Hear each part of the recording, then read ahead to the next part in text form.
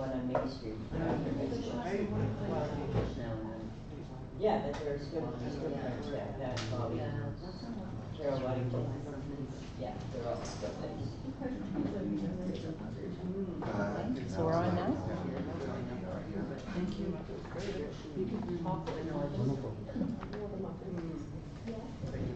I can't, is there a delay or? Yeah, there is a delay because you want to Oh, see there. your live. Okay, there's the box live, okay. This is your There's, okay. And then here's my controls here, right? Yeah, I don't know where the then your live pastries came chat. from, it was excellent. Oh yeah, that's Madeleine. It's Madeleine, she, and wait for lunch. Oh my God, it's like Your homemade or chat. something, right? Yeah. I don't know, something authentic. Your chat, you can do it here. Here is your chat. Pastry. Hang on here.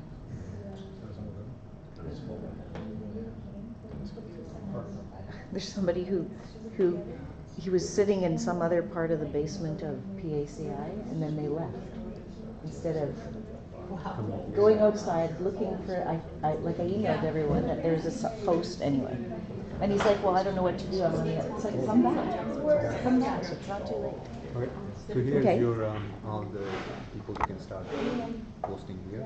So people can post like. Oh, whoever yeah, okay, watches great. it, they can see your comment. Right. This is. It's late. It's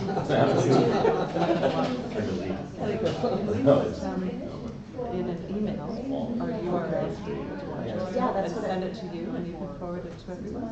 Yes, oh yeah. I can post it on the Facebook page and all that other stuff. Now post it here as I'm Send them doing to you. Yeah, email them to me. I'll email them to the Docs North email, yeah. Okay. I'll sit here for the first little while and then I want, because I just want to get things going. Yeah. Okay, and, okay, so.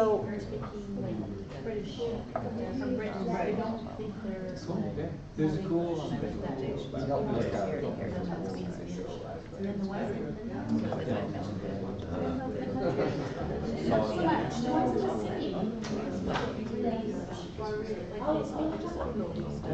Okay, anyway. Okay, well, let's just get back. Okay, so just to keep things going, we're like a little bit delayed. And we're just a little bit delayed, but anyways, but let's just get into the meat of talking about story and just continue this conversation that we were having. And then because we're going to break for lunch at maybe we'll just, we'll break a little bit later, like 12:15. And then, yeah. So, yeah, I just spoke with a little bit in the coffee break that, we live today in times that, in a way, everything is possible. I mean, in creativity, because, I started many, many years ago, and I just proposed to you, everything was like so, like just to get that thing, just to start working with it. And then you need collaboration, you need money, and things are much more accessible today. And for one hand, it's great, especially for makers. On the other hand, we're exploded with content around us. Like, I don't think we ever had so much content. So it's a strange situation because to get the attention, it's much more difficult, right? So I think what we have to think about, and what I suggest you will think about first, is how to create what would you like to do, but not less important as you create it, to think how I'm going to deliver it and to approach the audience. Who is my audience? Is very, very important. And I'm not talking about, the financial part of it. I'm really talking about, like, why do you do it? Who do you want to speak to? And I think it's so important as you're thinking about your need to create, where is my audience and how I'm going to reach it? And even if it's one person, it doesn't matter, you know. Sometimes, you know, I just recently created with a kind of very nice workshop, not software, you know.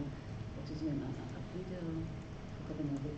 And you can just put photographs together and it creates a little film, right? Like Facebook offers it all the time. So no, so it's so easy to create, but who's there? Who do you want to speak to? And I just recommend to think a lot about it while you are thinking about your creation.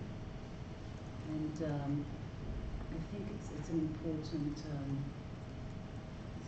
and sometimes it can also affect, because, you know, some projects actually you can create and engage as you do both, right? It's possible today. You can upload stuff and you can start getting reactions. People sometimes putting their work as they go. Sometimes it's part of the creation, right? Because maybe you want to get feedback, but not also feedback, but material from people, you know? Like if you are doing, I don't know, you mentioned some work you're doing, but maybe you want to talk to other communities. I'm just using it as something that came from you, but you know, and see either what other experiences are there, maybe, you know, you can find maybe some interesting memories of people, things people wrote or draw, or, you know, and you can use it as either a dialogue or illustrations to other people's, you know, I'm just saying that there's a lot of opportunities today to create while you share. And I think it's an interesting time.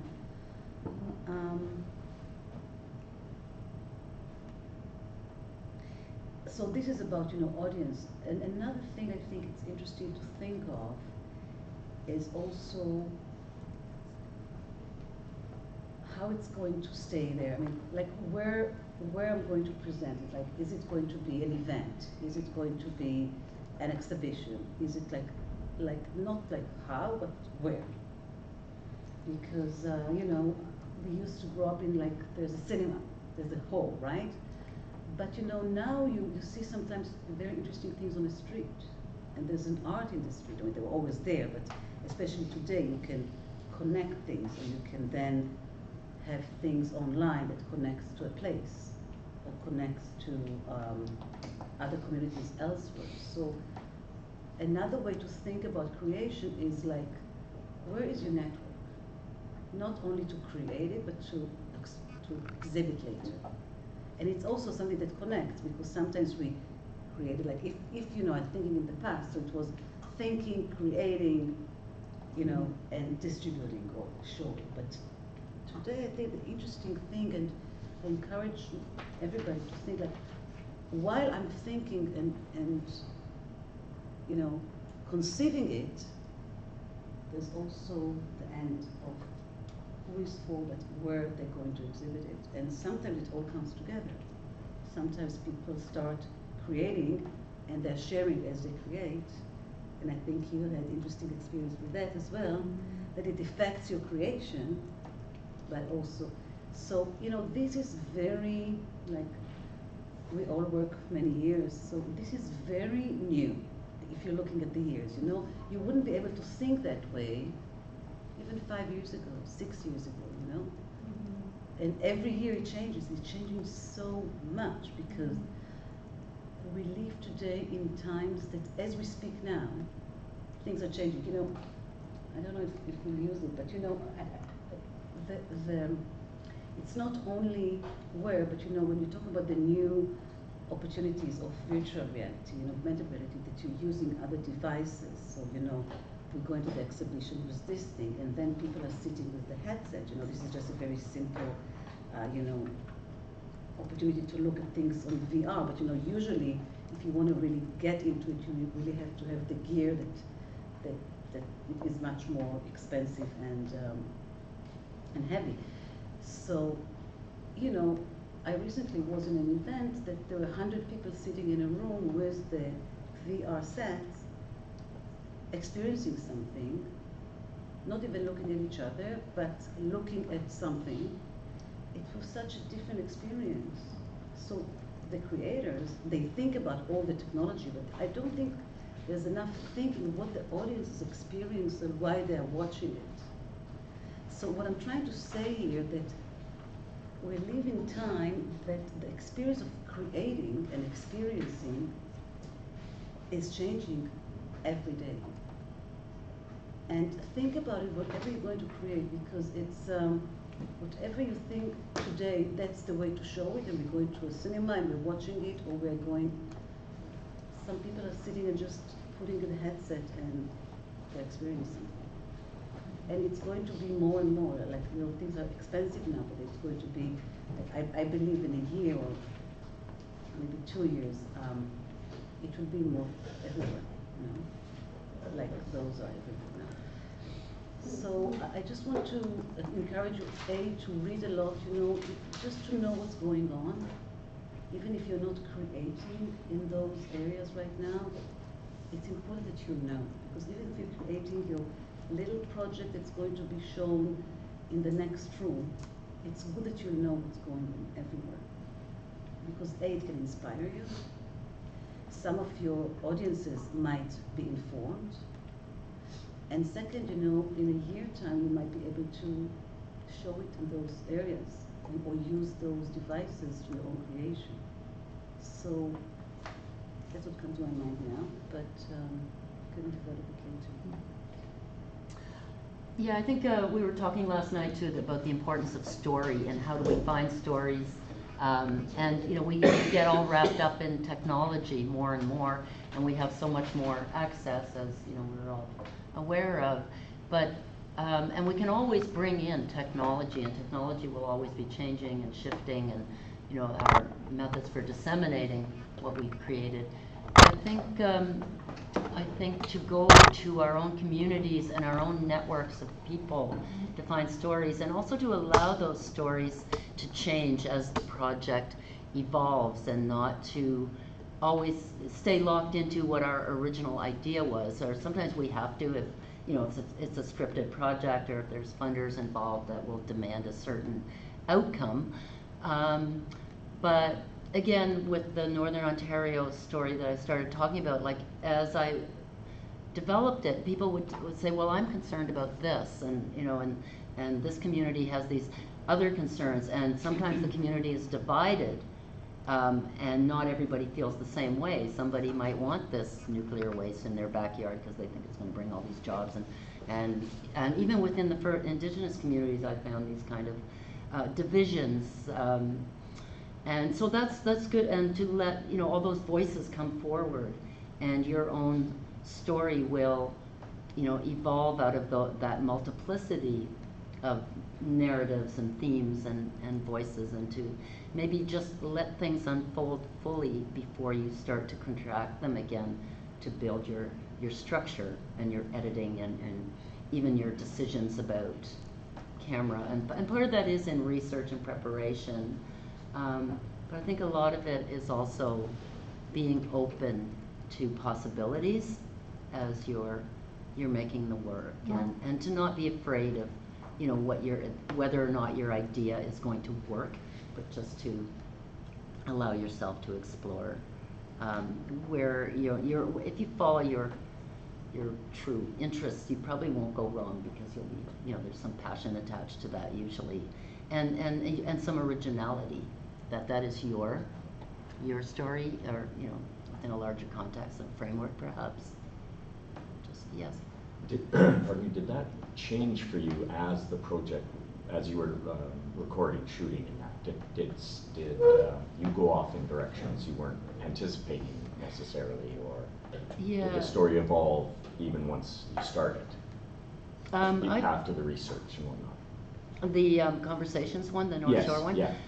Yeah, because I started off with the Wawa issue of this aggregate quarry that half the community wanted, because they wanted jobs, although they were being deceived about how many jobs. The company was talking like 100, 200 jobs, but technically there might have been a dozen jobs, because again, technology intervenes, and you don't build a town for a mining company anymore. You bring in the workers, and a lot of times the company just brings in their own workers. So that was one of the issues, but some of the people in the town still believed that, you know, we're going to have all these jobs if we allow this in. And then from there, these over a 5-year period, these different stories unfolded, and then I started hearing from the same community about this the Nuclear Waste Management Organization was visiting all these communities, and that's still an ongoing thing up here, and also now in Southern Ontario at Lake Huron. And so that became, and I kind of let people's concerns guide me. Bonnie at Pick River, she's an educator, community educator, and she, had different concerns than, say, maybe Evelyn. And then the people in Manitowocz, where I grew up, people, some of them were very controversial, the themes, and then people started talking about the wind turbine installations, because those were coming in on Lake Superior between Sault Ste. Marie and Wawa. And then that became an issue that people were divided on as well, because for many people, let's get away from resource extraction and let's look to tourism as a way of building our local economies. And I think, what the woman, Joni McGuffin, said at the end, and they have an interesting project, which I didn't really talk about, which is documenting all these sites where Group of Seven paintings. And then White Pine Pictures has done a big TVO doc on that. And so that was another kind of conservationist. And then there was this whole idea of romanticizing the wilderness, and how true can that really be? So I decided not to have my own voice, but of course my voice is there because I'm deciding what goes in and people often had very lengthy narratives, and so my process also is not what a traditional interviewer might do, where I kind of allowed a lot of time that people wanted to tell a longer, maybe more winding narrative, and then I would take out of that, what I thought were still North Shore stories. So ultimately, the area was between Sault Ste. Marie and Thunder Bay, and the mining, the resource dependent, formerly resource dependent towns, and indigenous communities, and then external environmentalists, because part of it was I was doing a PhD in environmental studies through environment and culture studies, and so I kind of let a lot of these sort of cultural narratives flow in, and local stories, and the importance of local knowledge was a big thing. So yeah, and so that kind of over time, it just kind of all came together through just following leads that people would give me, and you should talk to so-and-so. And some of the people didn't work out. I did about 25 on-camera interviews, and most of them made it into the film, even if I tried to give everybody who gave me their time a voice, to at least allow them to make one point that they really cared about. I don't think I took anybody out completely. In the shorter version, I had to take out some people that I thought were repeating stuff that other people had said maybe more succinctly or more eloquently. What was the running time on that? Well, the first cut was almost 45 minutes, and I found that kind of an awkward length for festivals. The film actually was in a traveling festival through the Bangalore Film Society in through India, that was kind of called Voices from the Waters, which kind of fit in, and it's done some other regional festivals. But it was awkward to market a film of that length, because it was, it's not a big budget film either, and it's very local, like Northern Ontario, like to get a global audience for that, but the water issue was important, and the conservation of the water. But then I did a 28-minute cut. I just asked her, she said you had 25 people interviewed, and so that's 25 voices, and then you think about the timelines. Yeah, so everybody gets a couple of minutes in a way, and so I ended up, framing key issues. The land, water, community were kind of the big themes in the end. So in your mind's eye, you saw the frames of the land, the water, and that's how you popped. Yeah. In your mind's eye, that's how you popped the individuals into certain segments, and the time frame kind of built itself. Yeah, it was kind of interwoven, so people would be like responding to each other without having maybe met in the interview situation. Because people, you know, a lot of the themes were recurring because a lot of the communities care about the same things and have the same issues.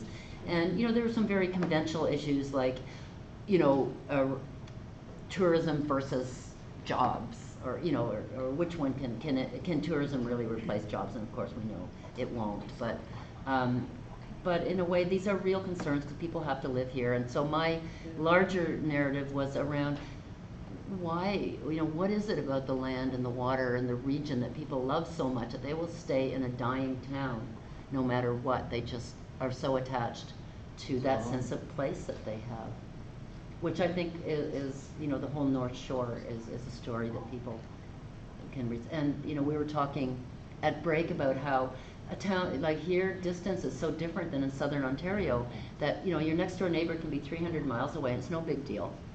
You know, we'll go for a visit, we'll have lunch together from Manitowocz to Marathon, and 100 kilometers, you know, and of course people have to travel those distances for infrastructure, for medical appointments, and you might go 400 miles or something. So But time- this so whole time- sense of the space So, but becomes, also sense of time is very different. yeah. So, and we have a different sense of time. Like, you don't think 4 hours of driving, it's not a big deal. But when I tell people in Toronto, I'm going to drive up to Manitowocz, it's going to take me 13 hours, and they go, what? You know? But now I would probably have to stay overnight somewhere, but, you know, I can't. You know, when I was younger, I'd do it all in one. There by leaving at 8 in the morning, and I'd be up there at 10 o'clock. Phone my mother from Wawa and go, well, I'm in Wawa at the donut shop. I'll be there in 2 hours. But yeah, this distance and time.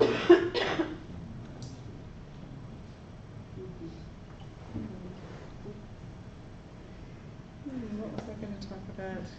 Well, you can talk about a bit about censoring. Like this, a lot of time I find myself, and when I was in art school, a lot of my own ideas I will self-censor them because I felt they are not good. I wasn't confident. And That's exactly what I was going to talk about. Yes. You reached my mind.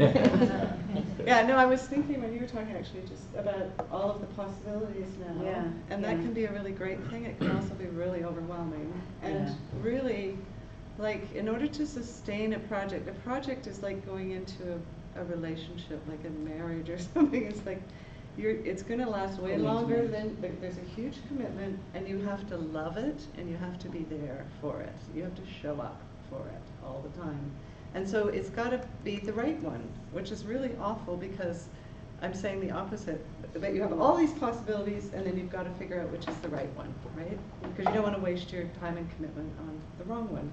And so the lucky thing is that now it's so easy to try out a whole bunch of different things, right? So instead of sitting there going, I've got to find the right one, you can actually go out, get a camera, shoot some of this, do a little interview here, maybe get a drone and do this and see what that looks like, or just try out little bits of things and see how it feels. So put your toe here, put your toe there, talk to these people, record this, record that. And that's something we couldn't do in the olden days when you had equipment that you actually couldn't even lift. You had to organize and rent a van in order to do anything. So it makes it way easier to kind of let you work through all these possibilities. But then, like I say, the flip side is that you have infinite number of possibilities, Yeah. sort of. Yeah. It's exactly that. You know? I just want to mention something because I hear you talking, and I remember the first project I ever worked on was shot on 16mm, a documentary on 16mm. We had 5 weeks of shooting, and you know, we ended up, you know, just think today, about 5 weeks of shooting, how much time do you think you have at the end of the shooting to start editing from? Throw a number. 5 days of shooting? Huh? 5 days of shooting? You said No, 5 days? 5 weeks of shooting. And how much time for editing? No, like how much material, how many hours of material would you come up at the end? Like average 5 weeks of So shooting? 5 In weeks of 16. arts. No, just think today about shooting. Oh, today? Oh, well, you'd have hours and Hours. hours, Maybe you'd, 30, infinite, 40, 50 ridiculous. 60, 70 hours, 100 hours? We had something like 10 hours. Yeah. So it's amazing to think about it. 5 weeks of shooting and we end up with, yeah, Only 10 hours. Yeah. Precious That's hours. amazing. It's amazing, you know. But they Yeah. cost as much I as your think, house. I just remembered it recently when I was, yeah, and you know something, it's an amazing lesson when you think about it. You just spoke about you can try, and I agree with you, we should try. Mhm. But you know, there's something about discipline of what you're shooting at the end that is very important. Mhm. You know, like we talked yesterday about how we're approaching our characters sometimes. You know, you just have to spend time with them, right? Because, you know, it's like building relation. You said getting married, right? Building it takes time. Why should you tell me the story of your life if I'm coming with a camera to you? We have to create something between us before you start sharing, right? So I just wanted to mention, you know, the creating relation, but also how much you shoot. And today we can shoot and try, and that's great for trying. But once you're really starting, and then you have your 100 hours, think about it. And you know, sometimes when you think it's so expensive what I'm shooting, should I shoot now or not? It's just a great exercise, you know? It's just a great exercise for documentaries to think Mhm. about the discipline of what you're shooting and how much. Mhm. Sorry, we went to It's okay. We're And gonna go back we to took it. a food 34 together, her and I, Sarah and Elliot, and we went into this, the lady did a presentation on this food security documentary she did on Nunavut or whatever. It was really interesting, but it was like, there was something missing. You know, like we all watched it and we're like, well, something was missing, and I kind of spoke up, I kind of have a big mouth. But I just kind of said like, okay, so you did all this information, but what's the reason, you know? She wanted to show that, what was it about him? It was, well, she showed like the food, but she called it rotten food, and it wasn't rotten food, it was fermented meat. Yeah, so there's She just- didn't even research yeah. her, like, what she was exactly, like, trying to, she hadn't researched So it. she wasn't indigenous. No, No, she wasn't. Yeah. But I mean, it was just so interesting, like, you know, we're all gonna be doing this project or whatever, but you really gotta think about it too, at the end of the day, you have to round it up, right? You have to figure out, you know, the people are gonna ask questions, and then you gotta, you know what I mean? It's just, there's so much, and doing this little project makes me think, like, even in Yeah, it's school, like a like. fork, it's like it goes out in forks, but then you have to all pull it back together again at the end. Yeah. Yeah. Just because, I don't know, Yeah. people do documentaries like the Irish are doing.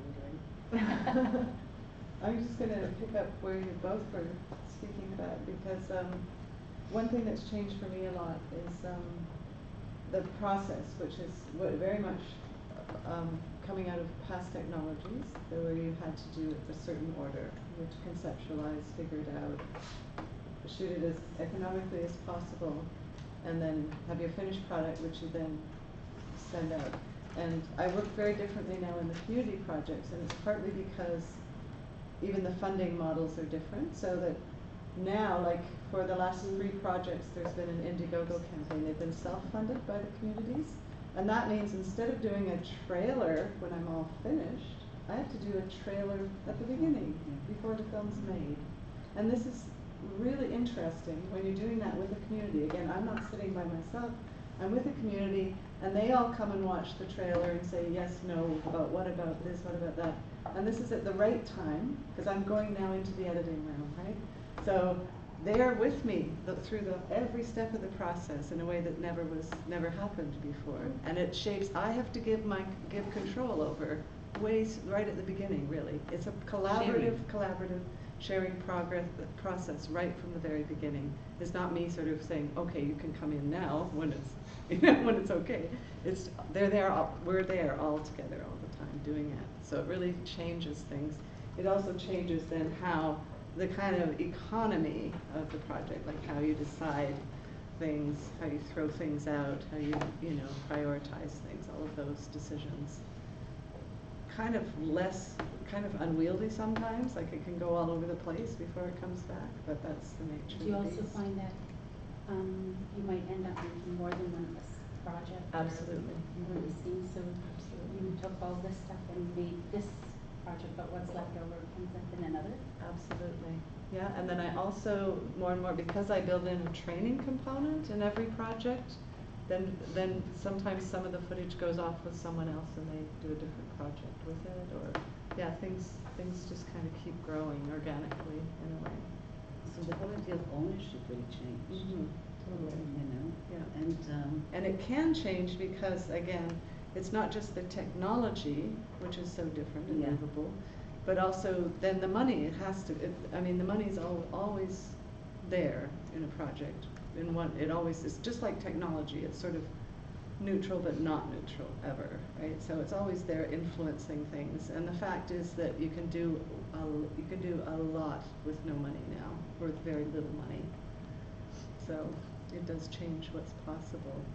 And it does become a kind of shared vision with all the participants, and I guess it's kind of like a research methodology where, you know, whose story is it, who owns it, what's in it for the person, if we're talking documentary, what's in it for the interview candidate, is there, and also sometimes problems arise too, with conversations. Somebody wanted a voice that was a pro-development person, and I decided to interview him, although I had to, you know, I had to put him in there in a kind of adversarial position, as a counter voice, but it was his desire to be in the project that sort of motivated that.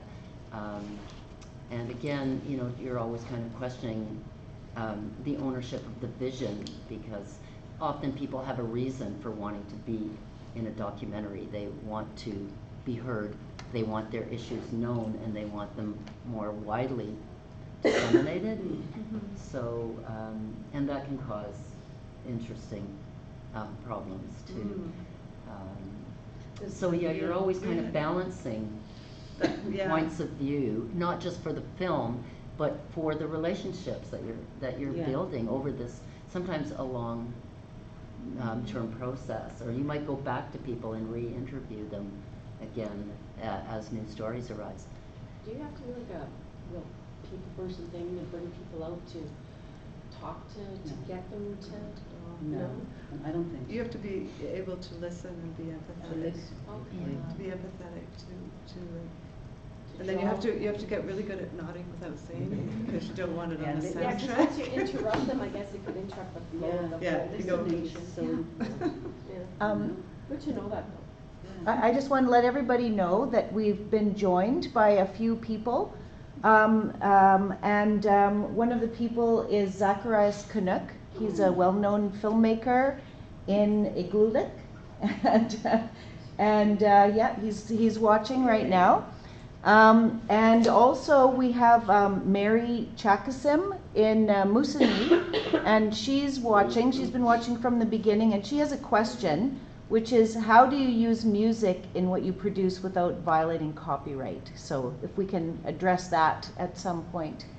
But I think we have about 10 people on now, and I'm just trying to spread the word, but very cool. Yeah. I can talk about music because I'm a musician who's often done their own music, so I have a network. But for Conversations on the Lake, Bonnie Cucci, I asked her if I could. She gave me her CD, and I was listening to it in the car as I was driving the North Shore. I thought, wow, this is great. And there's one song, Trees, that I particularly love because it really captures the spirit. And I did pay her a small honorarium, although the project was self-funded, because, you know, I like to honor other artists if I can, however I can manage that financially. And then she had another really great song that hadn't been recorded yet, but she was telling me about it, and she sent me the lyrics, called Mine, and it's about ownership of, you know, how can anybody own the land, and it's about mining, so it's kind of a play on words. And I wanted that for the end credits, and I asked her if my honorarium would cover a little bit, and she said, yeah, as long as you say it's available on iTunes. But quite often musicians would love to be in a film or have stuff that's already recorded.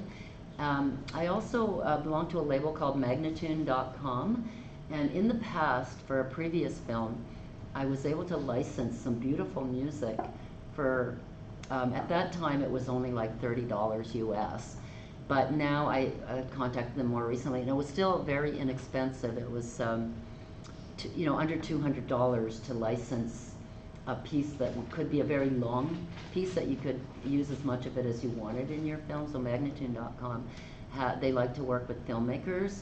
That was a couple of years ago, so I don't know what, but their byline is "We are not evil." So, and they have all genres: classical, jazz, world music, pop, you name it. So I think finding musicians, like local musicians, quite often will be happy to, if you have a no-budget film, or depending on what you've got. What you Yeah, pay. I find too, it depends so much on the project, whether there's budget or not, and whether it's local people. But I recently finished a project on organic farming, and we used music from Creative Commons, which is a website you probably all know.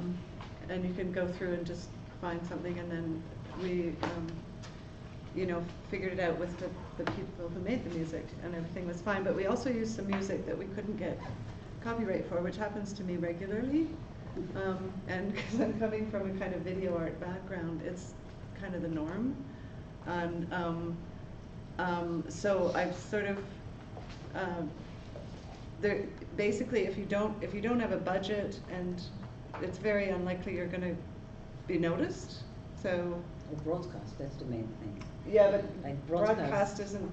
No, but what I'm saying, it becomes an issue, and it's like you have to bring all the That's right. licenses. If you're doing something for broadcast, but if you're not, then there's many ways to go. Right? Yeah, there's many ways If to. you are showing your film, say, in art galleries, then most of the time it's fine.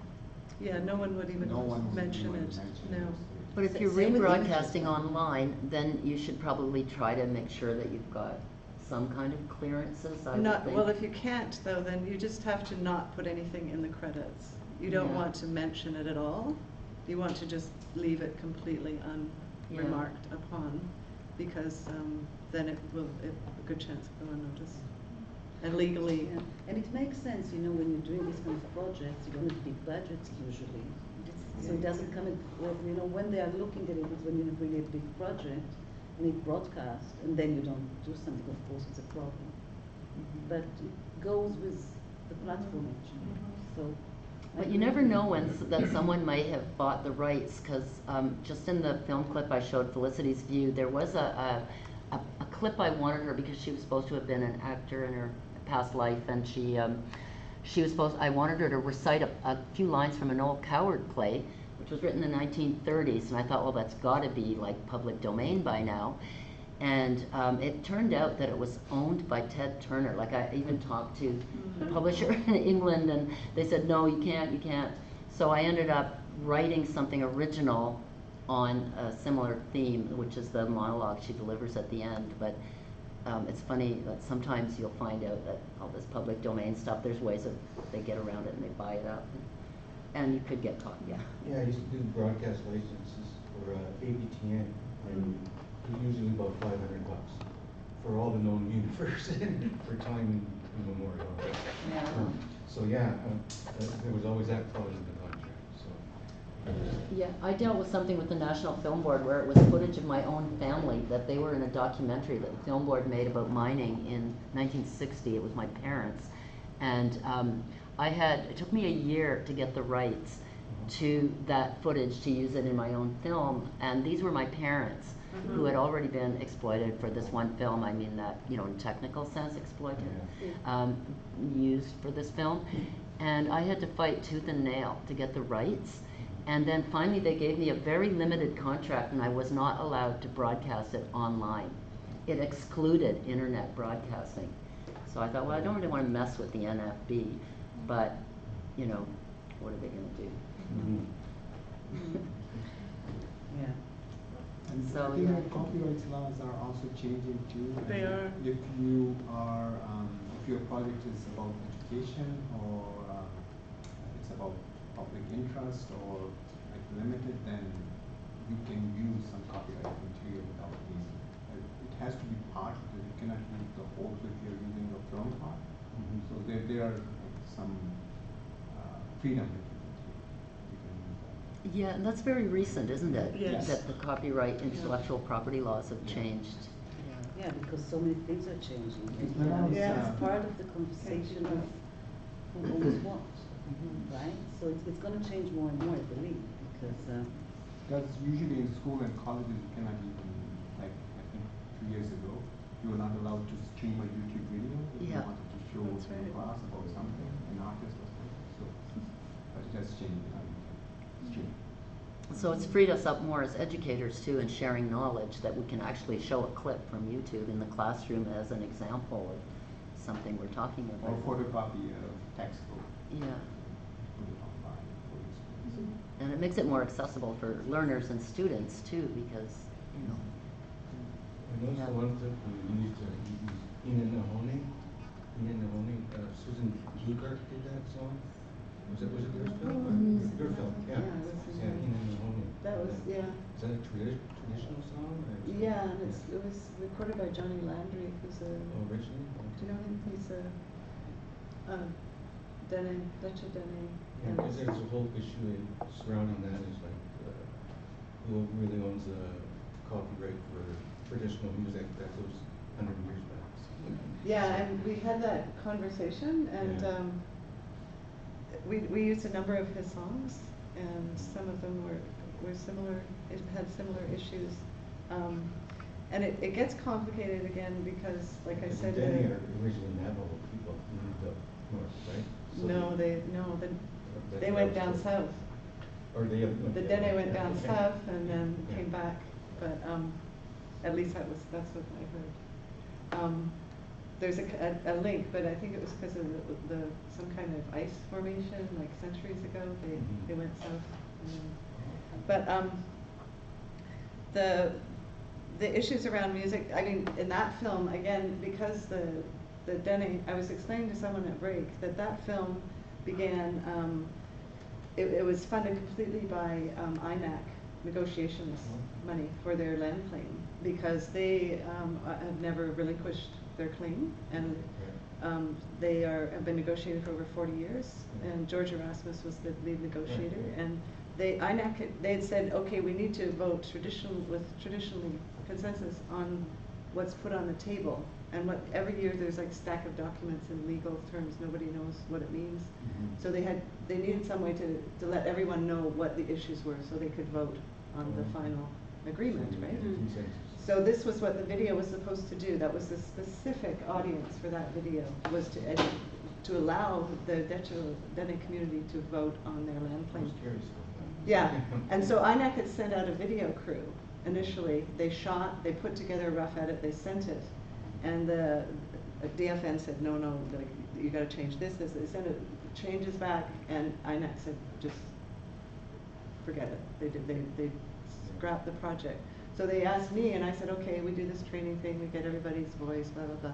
So, but it meant that I was always had that as the focus, that was my audience, and that we tried to make it so that other people could watch it. But then also because it didn't make sense to start 40 years ago, they needed to start at the beginning of time to tell that history, so it became a historical kind of document as well. So it just became something, and then the music, because it was the Dene Nation were involved in the project, the Dene were the Gwich'in, everybody was involved in some way. And so it just became something collaborative with that whole community of people in Well, the only other thing I wanted to mention is what we were talking about was I started 3/4 inch.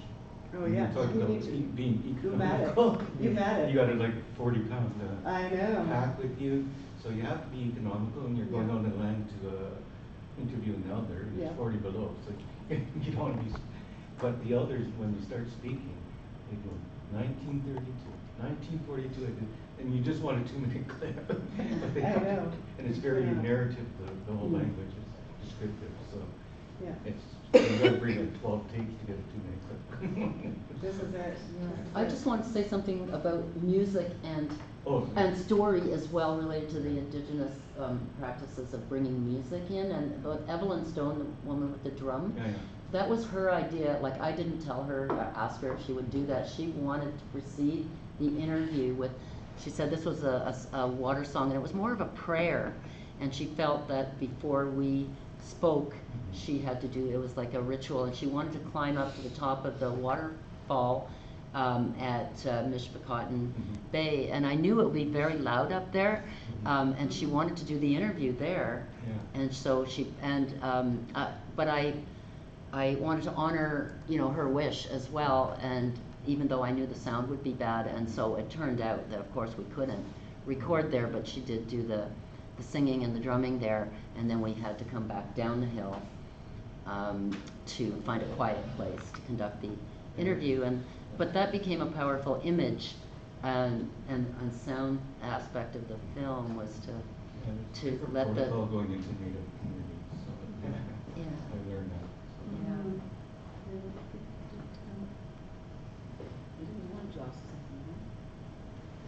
Well, it was just when you guys were talking about music and how copyright, everything's so wide open now. I just wanted to say that it's kind of a two-edged sword, and we should be very careful and responsible in the way that we use our music. Because I find that young people now just think, well, it's music, I can use it, it's free. I got it off the internet, I can use it. But you're an artist, you create something, you want your work to be respected and not just taken. And it ends up in a situation where, like, Donald Trump takes a Neil Young song. Well, you don't want that to happen to you. So just be responsible in the way that you appropriate music and use music. I just think that copyright is not respected anymore. And if you're a creator, you should have great respect for other people's work. It's not just yours to take. So that's just what I wanted to say, the old guy. No, I think to sort of reiterate what I was saying before, I think for me, like, and it is something actually I learned, I was taught so well actually, but I'm a very slow learner, but for me it's been very helpful to think of taking is not just, you don't take people's pictures, you don't take people's anything, you enter into a relationship with them. And that's why, like, doing the music with for the organic film, we immediately just emailed the people who made the music, and then we established a conversation, and then they knew about it was actually magical, because it turns out that they live in California. They had gotten together in 1973 to make music, and the people in my film got together in 1973 to make an organic farm, and they were just so pleased to meet each other online, and it became this whole. Yeah, So if you again, have that it's a relation. communication and that relationship, that's Yeah. great, it's wonderful. But I think that nowadays, it just doesn't happen that often. Well, you have to reach out for Yeah, sure. You have yeah. to, reach out to people. Yeah, I agree. I think that's a really good point. That stuff isn't just there to be taken. None of Right. us are there to be taken either. Yeah. We're here to live together and to share and stuff. But it is interesting how things do proliferate online, and quite often if I look for I find these images, I go, how did that get there? But I somehow might have had it online or shared it in some way, or like I gave an interview to, there's an artist in Toronto, Mike Hoboom, who interviews a lot of early artists, and from the Funnel in particular, and I gave him a bunch of pictures, and if I Google my name and suddenly there's all these images that, are no longer on my website, but they still live in that digital realm that somehow, and I don't even know sometimes if they've been appropriated, and so if I see Mike's one, I always get his website link, so I know it's coming from that source and it's attributed. But there's other ones that, at some point I gave to somebody, or I had on my website of some version of my website, 5 or 10 years ago, and they're still living, those images, in that digital realm. And it's, as a creator myself of those images, I just felt I have to just kind of relinquish some control, because how much can one always really control? But that's a personal decision. Do you give up your rights when you put on Photobucket? On what? Photobucket? I don't use Photobucket. Oh, okay, I use Photobucket. No. Or Or Instagram. Or Instagram, yeah, or Facebook. Yeah, I'm careful. I I don't think- on Facebook. I think anything you put online, you're giving it to the world. It's gone, Yeah. basically. Anything and everything. Yeah. still be Agree. traceable somehow. I agree. Yeah, it's Yeah, pointless it to happens try with and- films, it happens with so, yeah, it's part of understanding where we live today, right? It's like, the whole idea of ownership is something that, in a way we have to redefine what it really means, right? And, I think it's gonna be more and more an issue. Mhm. Like, what is really personal or owned by? It's I- in the I do- agreement, but no one reads the agreement. Terms No, and no. conditions. I agree. Yeah. Yeah.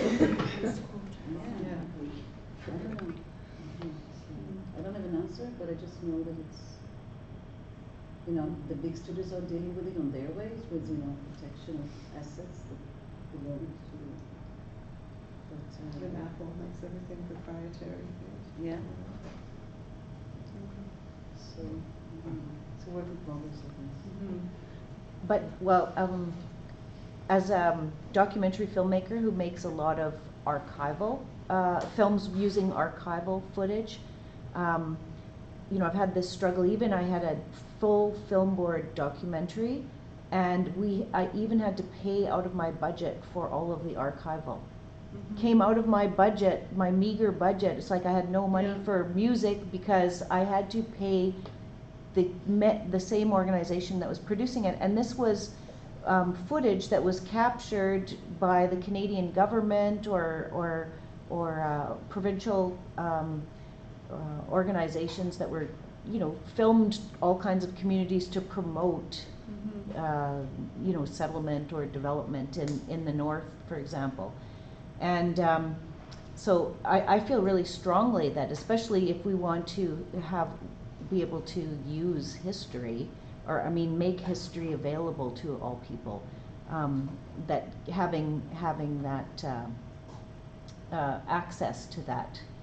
You know, there's all kinds of rules, like if you're dead after a certain time, if the creator of a piece of art or something, then it will become into the public domain. But yeah, these are all challenges, but there's some really great resources out there. One, it's archive.org, and people put that in, but also it's an archive of the internet also.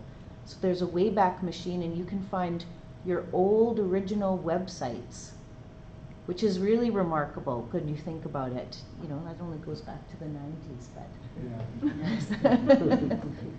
way back, way back.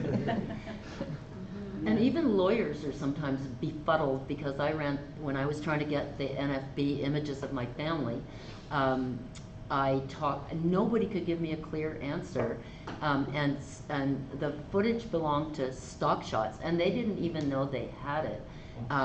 I only found out because I knew my parents had been in this film, and I spent years looking for it, and finally there was a North Shore newspaper that my mother found in the Manitouwadge Library, and there was a photo, and I went, wow, NFB, National Film Board, they're the ones that made the film. So I didn't even know. I thought maybe it was a mining company, you know, promotional.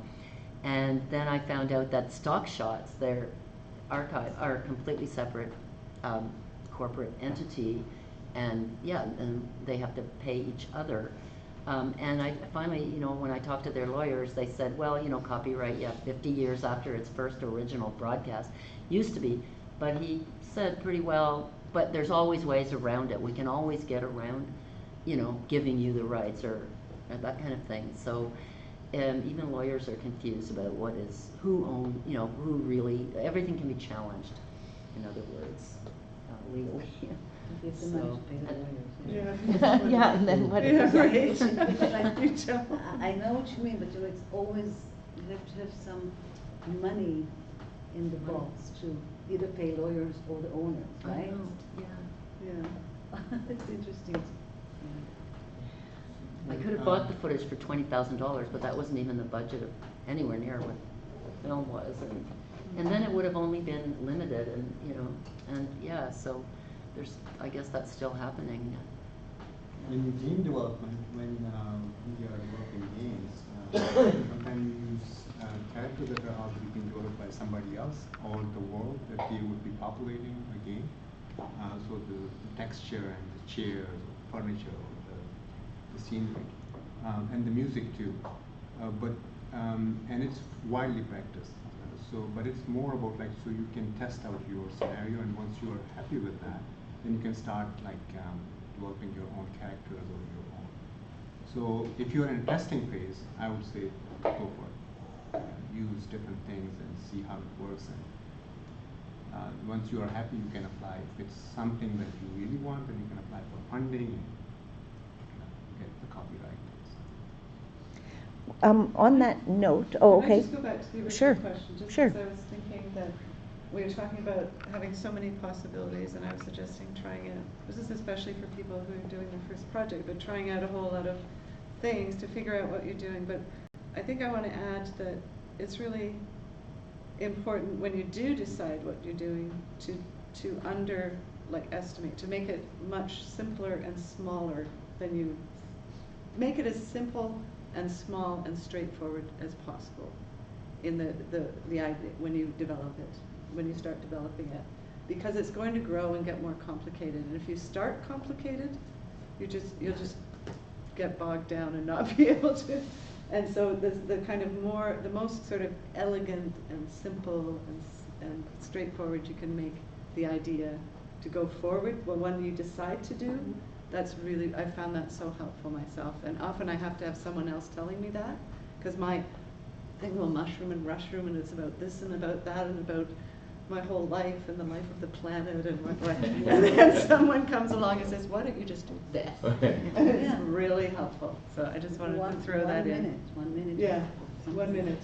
You can always make it bigger later if it works out, but it's really hard to start with a 5-hour epic and get it down to something smaller. And on the 1 minute thing, there's a whole lot of 1 minute movie sites and festivals, and that's kind of a really interesting challenge. Like, what can you tell a story in 1 minute? Can you make an interesting film that's 1 minute, and then you can enter it to things like filmminute.com, and Vimeo has 1 minute. But for just a small, if you're looking for a technical exercise, doing a 1 minute movie, and there's some great ones out there, and they're international, and yeah.